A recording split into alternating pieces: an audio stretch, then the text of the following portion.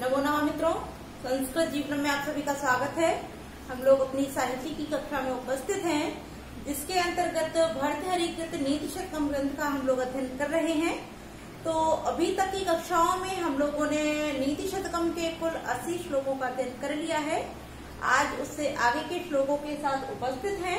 तो जो भी मित्र हमारे साथ लाइव जुड़ चुके हैं, सभी लोग वीडियो की लिंक को अपने दोस्तों के साथ शेयर कर दें।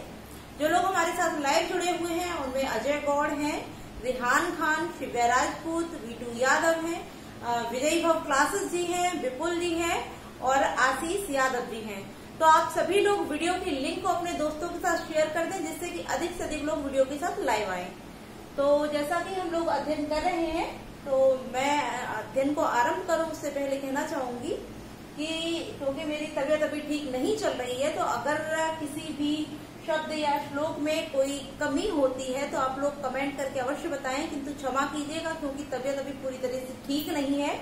किंतु आपकी कोई भी क्लास बाधित न हो, इसलिए मैं पूरा प्रयत्न कर रही हूँ कि आप सभी के समक्ष प्रतिदिन क्लास को उपस्थित रखें। तो आइए हम लोग हमारा जो 81वां श्लोक है उसका अध्ययन आरंभ करते हैं। तो पहले आप सभी लोग मेरे साथ वाचन कर लीजिए, तत्पश्चात हम लोग विषय जो श्लोक है उसके अर्थ को जानेंगे। तो आप सभी लोग मेरे साथ दोहरा लीजिए। वरम रंगोत्संगात्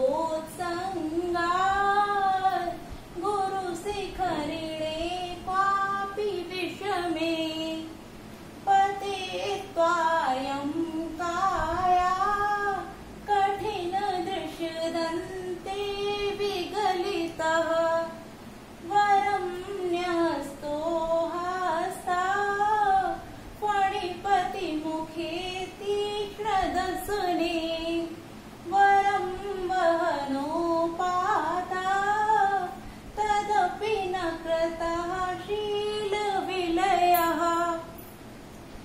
तो श्लोक में जो हमारा 81वां श्लोक है, यह भी हमारा जो श्लोक है ये धैर्य पद्धति से लिया गया है। तो इस श्लोक में भी भर्तृहरि जी बताते हैं कि जो मनुष्य सदाचारी होते हैं, अर्थात धैर्य को धारण करने वाले होते हैं, शील को धारण करने वाले होते हैं, चाहे उनके पास कितनी भी विकट परिस्थितियां क्यों न हो, किंतु उन्हें अपने शील का त्याग नहीं करना चाहिए और न ही शील का त्याग करने योग्य होता है।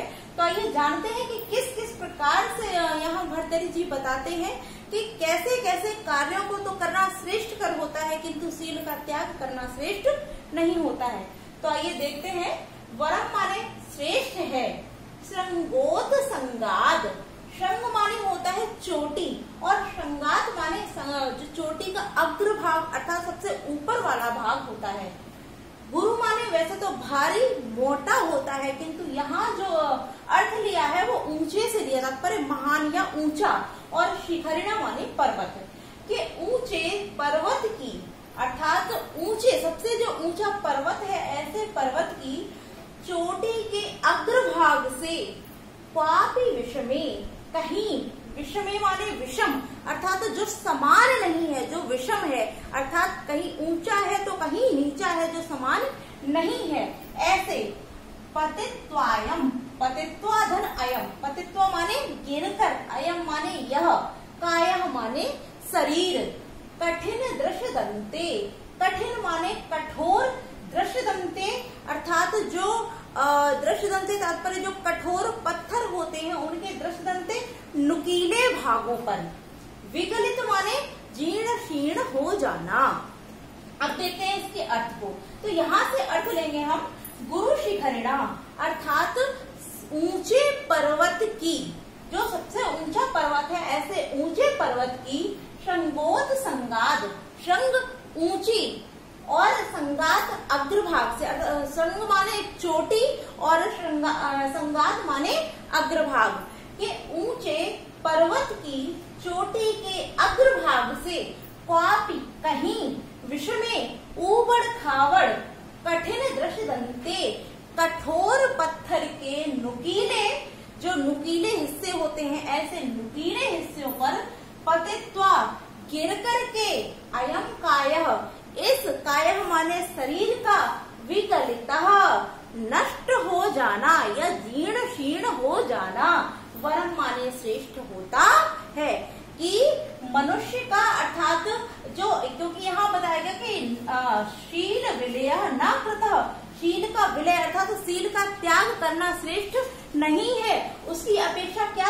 बता रहे हैं कि ऊंचे पर्वत की चोटी के अग्रभाग से कहीं विषमे उबड़ खाबड़ कठोर पत्थर के नुकीले भाग पर पतित्वा गिर करके अयं कायः इस शरीर का विगलित होना, जीर्ण शीर्ण होना, तात्पर्य नष्ट हो जाना वरम माने श्रेष्ठ होता है।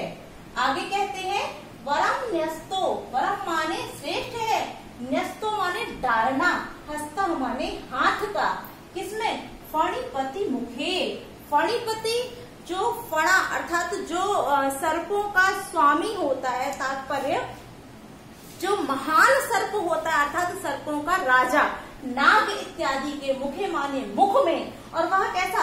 तीक्ष्ण दशने।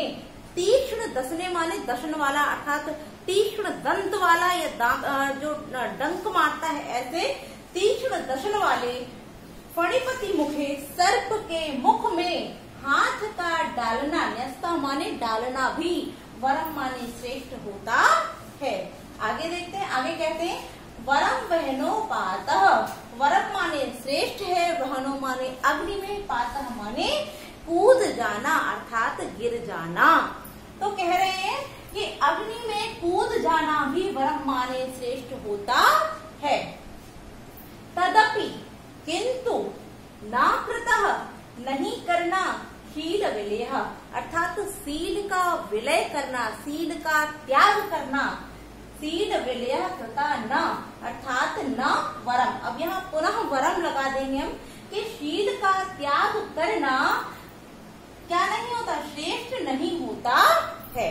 पुनः अर्थ को देख लेते हैं कि गुरु शिखरिणः ऊंचे पर्वत की श्रृंगोत संगाद चोटी के अग्रभाग से पापी विष में कहीं उबड़ खाबड़ कठिन दृष्टदंते कठोर पत्थर के नुकीले भाग पर पतित्वा गिर करके अयं कायः इस शरीर का विगलितः वरम, जीर्ण शीर्ण या नष्ट हो जाना वरम माने श्रेष्ठ होता है।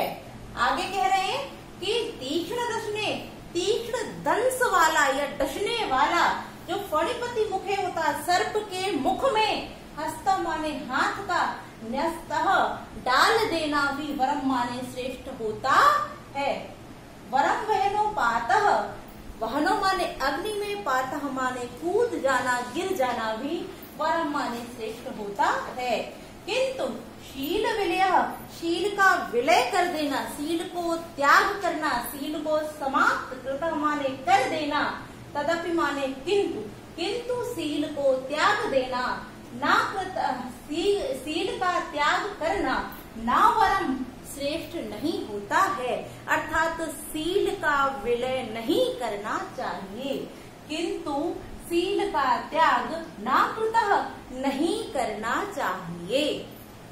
तात्पर्य आप कठिन से कठिन कार्यों को करें, वो सभी आपके जीवन में श्रेष्ठ होते हैं, किंतु आप अपने अंदर जो आपके अंदर सदाचार का गुण है उस गुण का त्याग नहीं करना चाहिए और उसको त्यागना भी नहीं चाहिए, क्योंकि सर्वोत्तम गुण कौन सा है?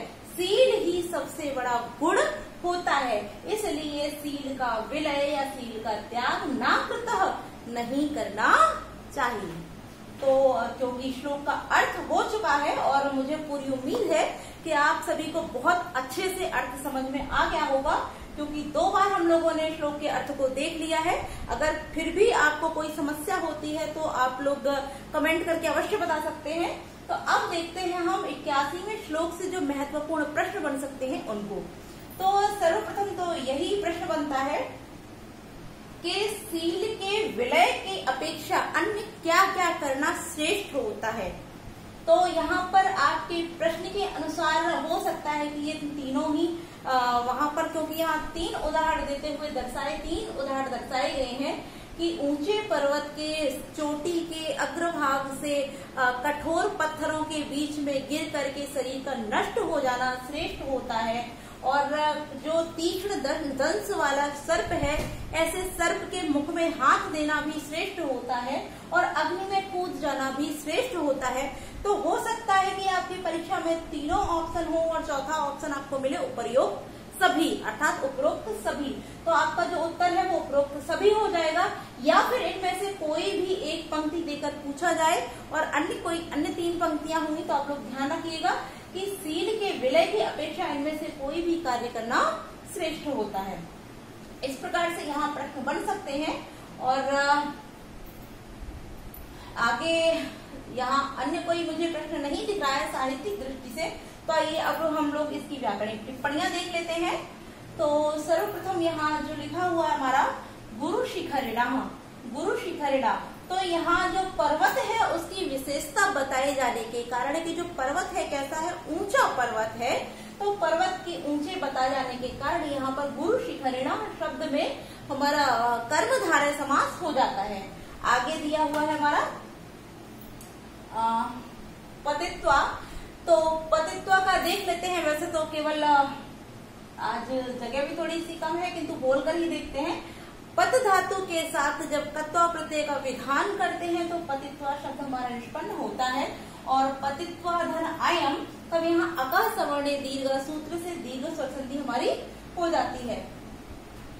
आगे देखते हैं कठिन दृश्य, यहाँ कठिन दृश्य अर्थात अगर केवल कठिन दृश्य शब्द की बात करेंगे तब यहाँ पर कर्मधारय समास हो जाएगा कि जो पत्थर है कैसे है, कठोर पत्थर, कठोरता बताई जाने के कारण यहाँ कर्मधारय समास हो जाएगा।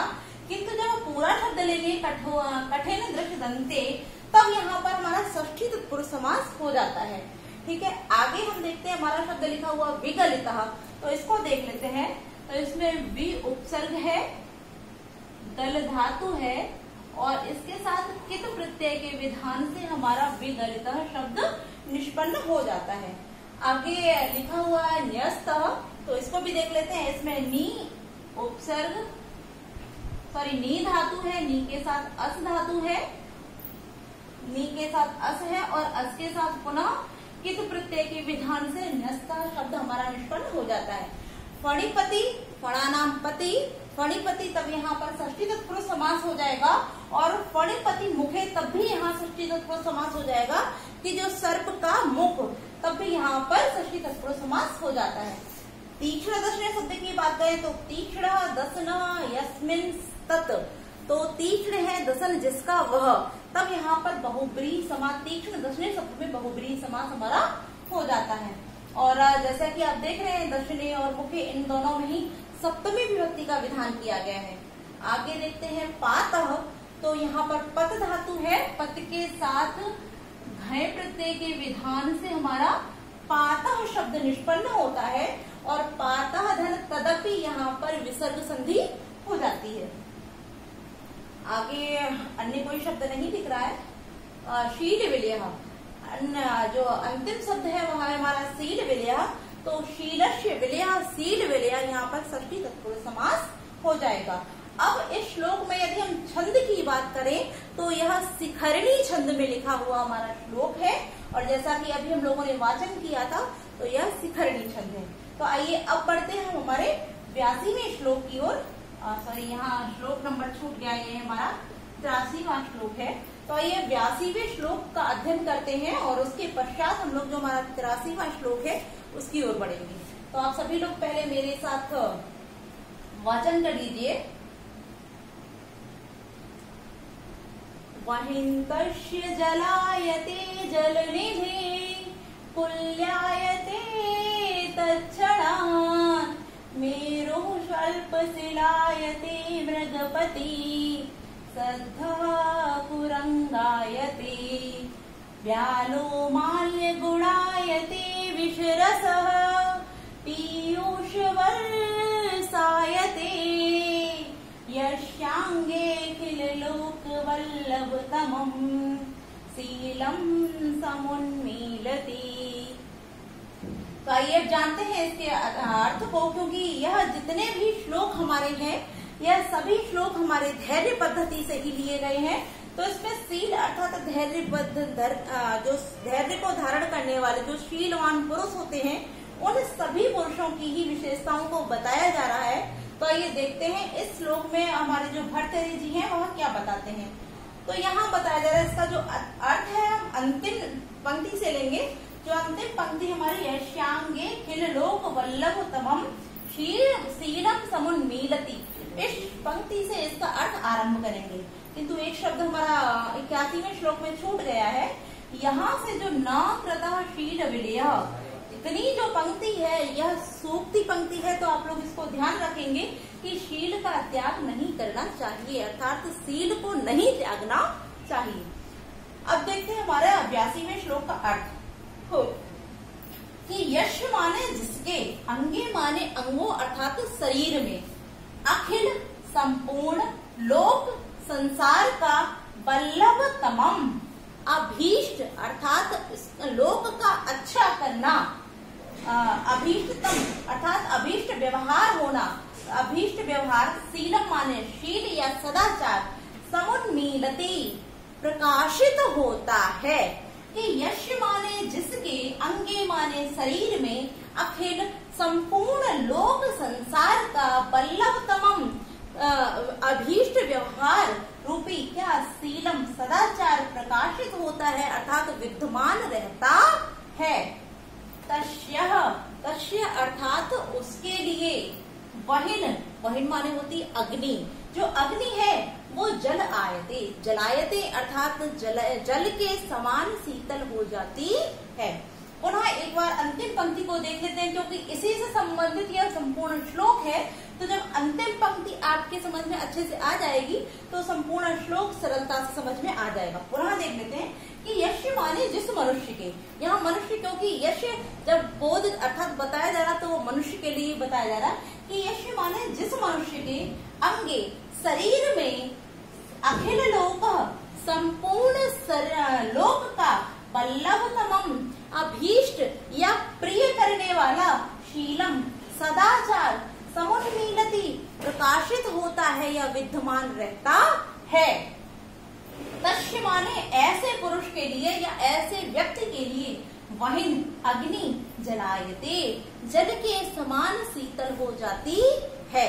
कहने का भाव कि जो मनुष्य सभी के लिए सदाचार रखता है अपने हृदय में, जो मनुष्य संपूर्ण संसार के प्राणियों के लिए अपने मन में सदैव शील का व्यवहार रखता है, जो मनुष्य सदैव संपूर्ण संसार के प्राणियों का प्रिय करना, भला करना चाहता है, ऐसे मनुष्य के लिए अग्नि शीतल जल के समान हो जाती है।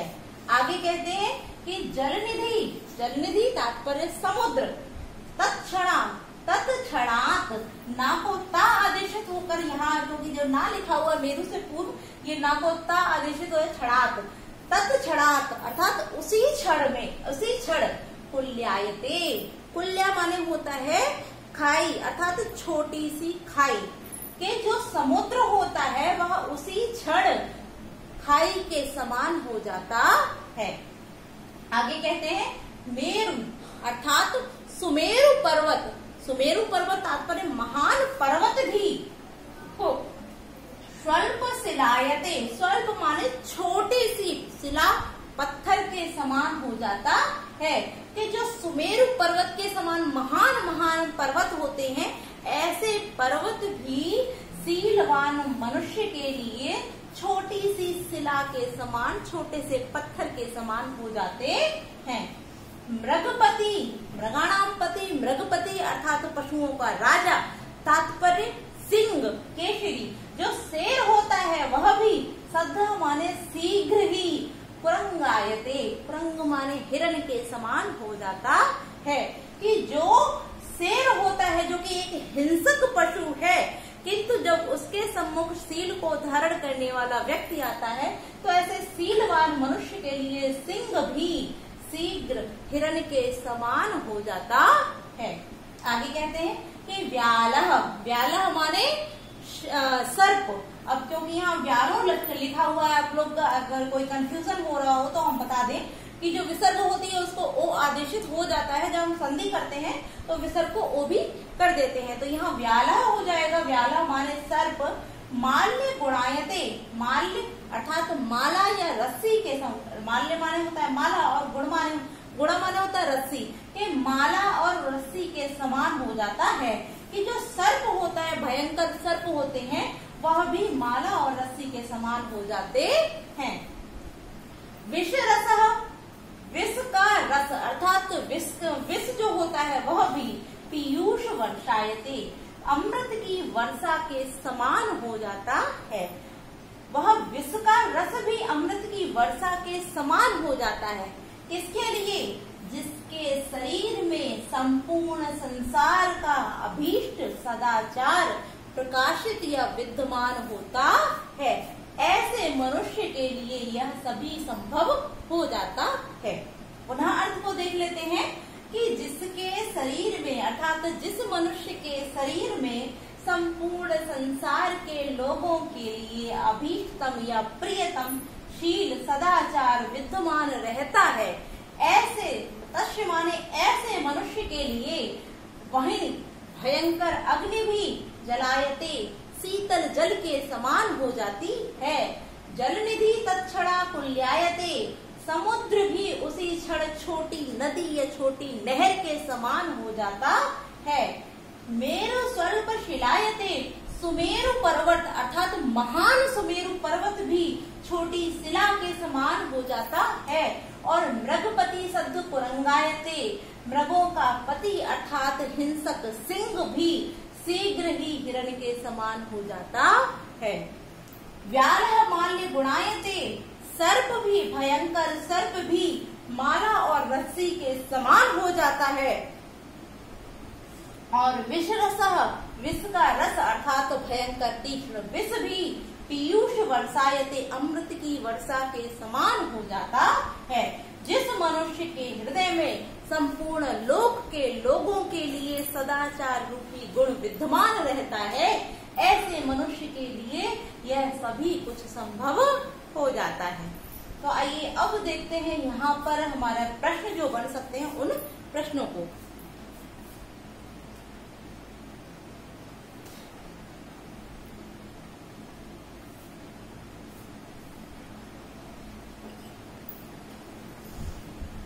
सर्वप्रथम तो यहाँ प्रश्न यही पूछा जा सकता है कि जिसके शरीर में संपूर्ण संसार के लोगों के लिए अभीष्टतम शील विद्यमान रहता है, ऐसे मनुष्य के लिए कितनी चीजें सरल अर्थात आसान हो जाती हैं।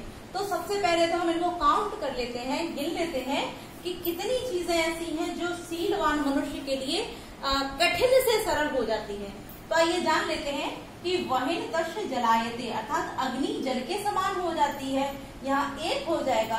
फिर जलनिधि कुल्यायते तत्क्षण यानी कि समुद्र नदी छोटी नहर के समान हो जाता है, 2 हो गए। फिर मेरु स्वल्प शिलायते 3 हो जाएगा कि मृगपति सद्ध कुरंगायते यहाँ 4 हो जाएगा। और व्यालो माल्य गुणायते 5, विष रसः पीयूष वर्षायते तो 6। अर्थात यहाँ पर जो 6 भयंकर व्याधियां हैं वह ऐसी व्याधियां शीलवान मनुष्य के लिए तुरंत ही उसके अर्थात व्याधियों के स्थान पर उसके सुख के रूप में परिवर्तित हो जाएंगी। आगे हम देखते हैं यहाँ पर इस प्रकार से भी प्रश्न पूछे जा सकते हैं कि शीलवान मनुष्य के लिए अग्नि किसके समान हो जाती है, तो जलायते। और इस प्रकार से भी यानी कि प्रत्येक 6 प्रश्न हमारे यहाँ बन सकते हैं कि शीलवान मनुष्य के लिए भयंकर जो समुद्र है वो किसके समान हो जाता है, तो कुल्यायते।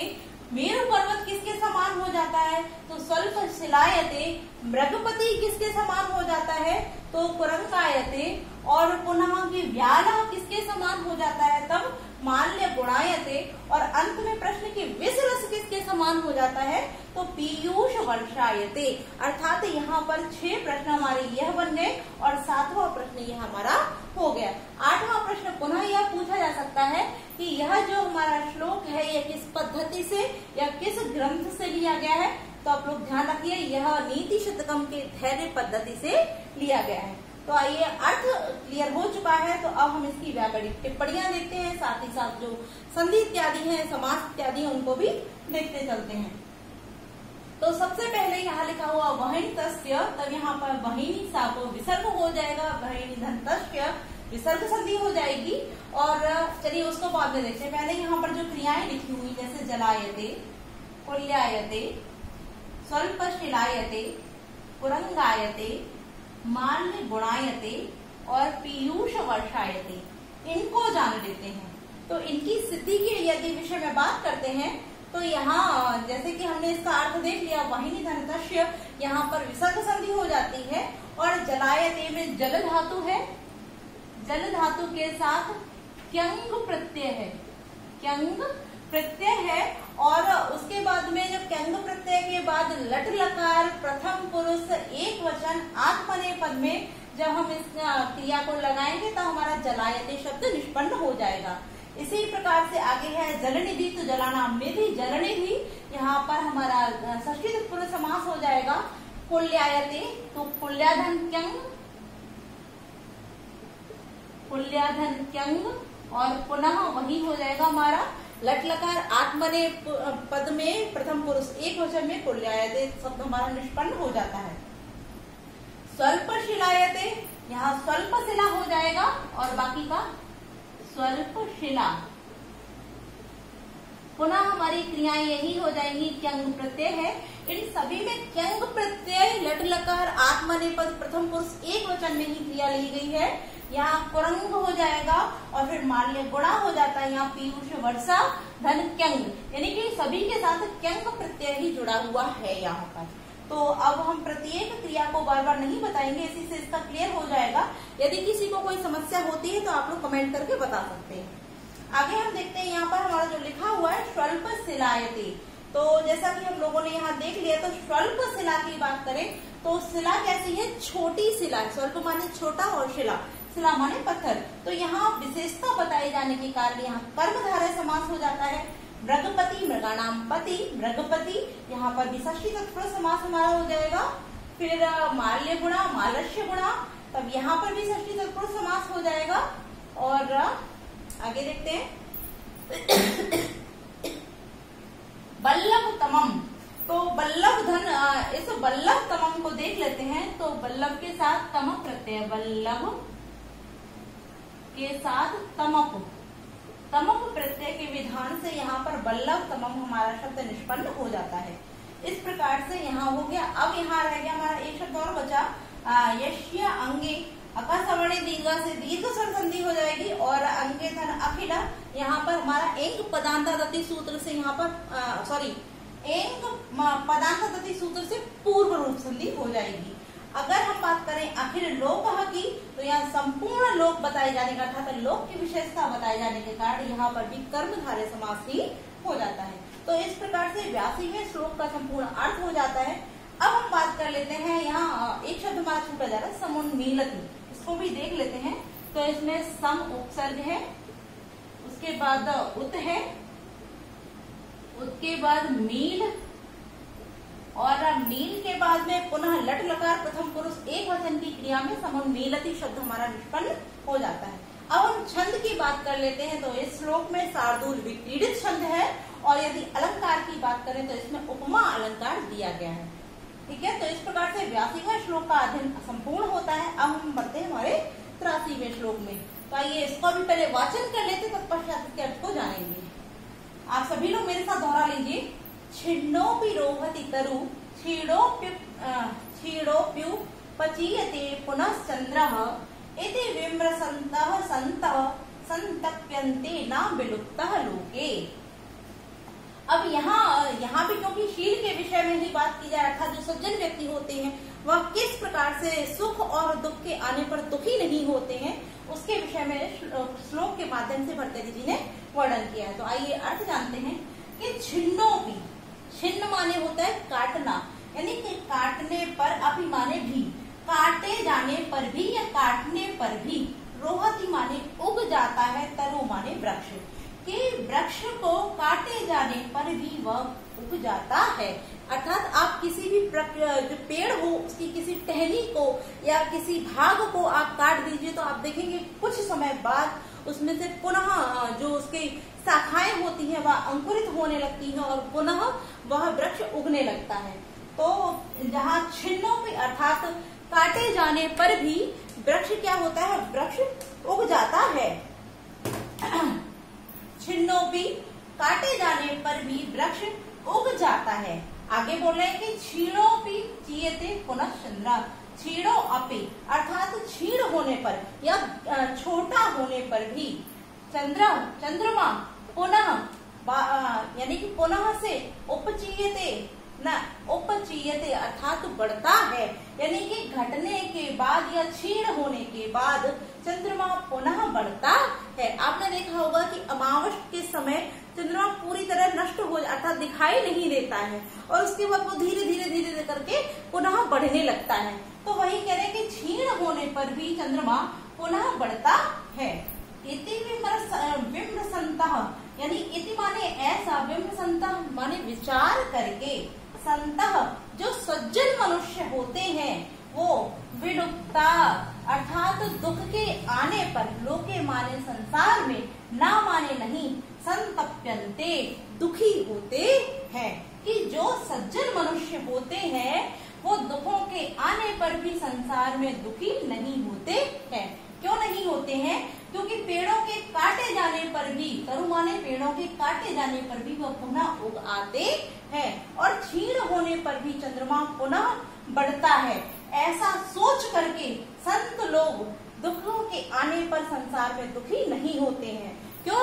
क्योंकि उनको पता होता है जब सुख आया है तो दुख भी अवश्य आएगा और दुख आया है तो दुख के तत्पश्चात सुख भी अवश्य आएगा। तो इस कारण जो संत मनुष्य अर्थात शीलवान मनुष्य होते हैं वो कभी दुखी नहीं होते हैं।